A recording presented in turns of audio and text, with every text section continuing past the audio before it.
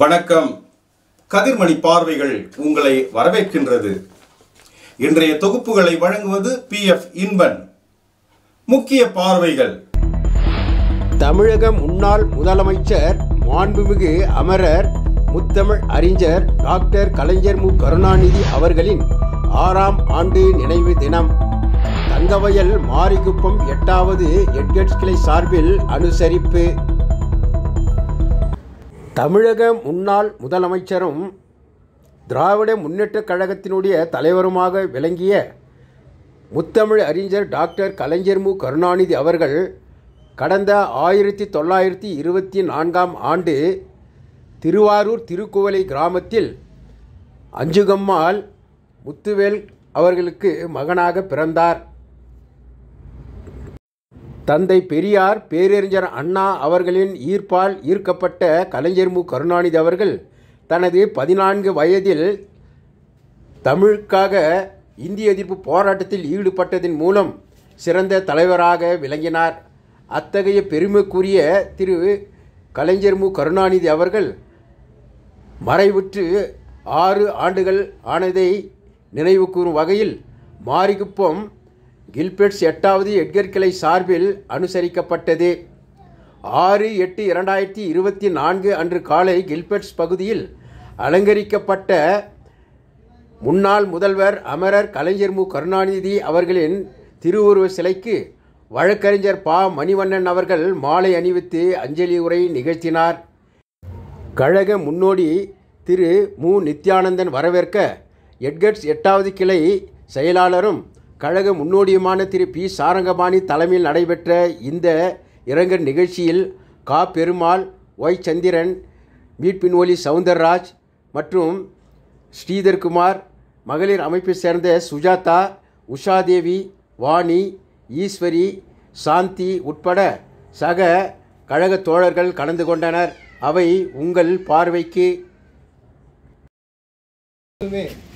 தலைவரையும் கலைஞரையும் அது கொள்கைகளின் லட்சியங்களையும் வார்த்தெடுத்து வளர்த்து இந்த நிகழ்ச்சி ஏற்படுத்திய அன்பு உள்ளங்களுக்கு என்னுடைய நன்றி கலந்த நன்றியை தெரிவித்துக் கொண்டு நிகழ்ச்சிக்கு வாய்ப்பளித்த அனைவருக்கும் என்னுடைய உளமார்ந்த நன்றி தெரிவித்துக் கொண்டு இந்நிகழ்ச்சி மென்மேலும் தொடர வேண்டும், கலைஞர் புகழ் வளரும், அதே போன்று இந்த பார் இயங்கும் வரை அவருடைய புகழ் கண்டிப்பாக நிலைத்திருக்கும் என்று கூறிக்கொண்டு வாய்ப்பளித்த மாரிகுப்பம் தங்கவயல் திமுக உடன்பிறவின் நன்றி கலந்த வணக்கத்தை கொண்டு இந்த சிற்றுரையை முடிக்கின்ற. நன்றி, வணக்கம்.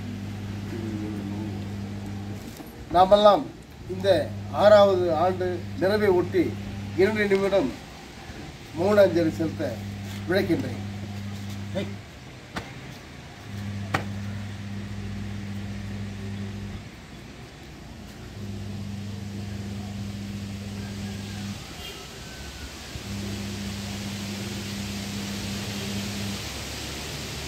எங்கள் அருமை தலைவர் டாக்டர் கலைஞர் அவர்களுடைய 6வது நினைவு நாளிலே இந்த 8வது வட்டத்தில் இருக்கின்ற உடன்பிறப்புகள், தாய்மார்கள் அனைவருமாக சேர்ந்து எங்கள் தானை தலைவர் கலைஞர் அவர்களுடைய இந்த 6வது நினைவு எங்கள் வட்டாரத்தின் சார்பாகவும் 8வது கிளை சார்பாகவும் மகளிரணி சார்பாகவும் அவருக்கு எங்கள் நெஞ்சில் நிறைந்த அஞ்சலியை செலுத்திக் கொள்கிறோம். இன்று இருக்கின்ற சூழ்நிலையில் தமிழகத்தை ஆளுகின்ற அவருடைய புதல்வன் தளபதி ஸ்டாலின் அவர்களுடைய செயல்பாட்டை உலகமே வியந்து கொண்டிருக்கிறது.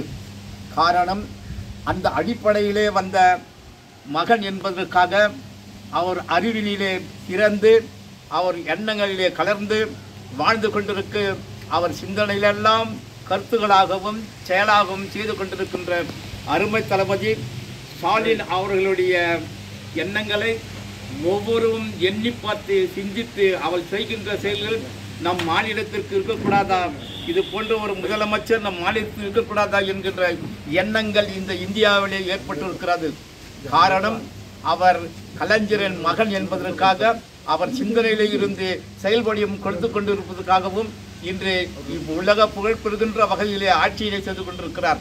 அவருக்கு உறுதியாக இருந்து இந்த நாட்டிலே நடக்கின்ற அத்தனை அக்கிரமங்களையும் அநியாயங்களையும் தட்டி கேட்கின்ற வரையிலே நம் தானை தலைவர் இன்று நடந்து கொண்டிருக்கிறார்.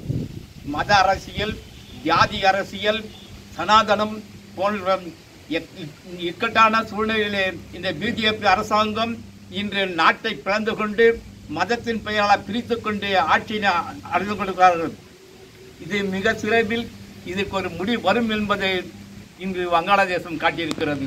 அங்கு எழுந்த கிளர்ச்சியும் மாணவர் கொதிப்புகளையும் அந்த நாட்டில் இருக்கின்ற பிரந்தம் ஒன்று துரத்திருக்கிறது.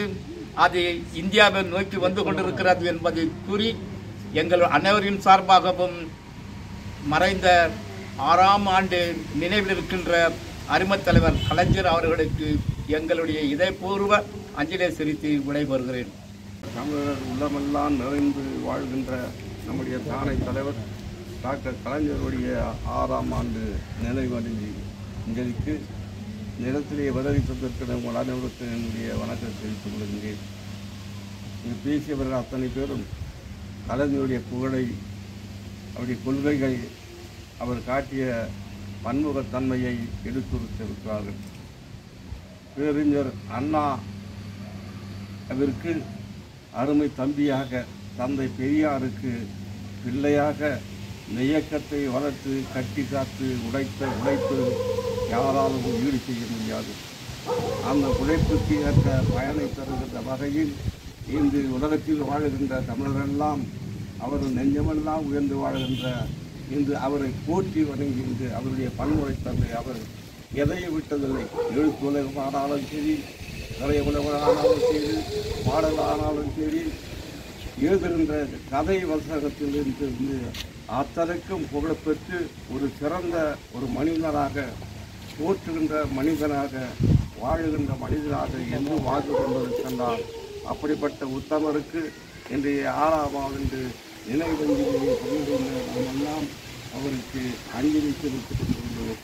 நன்றி, வணக்கம்.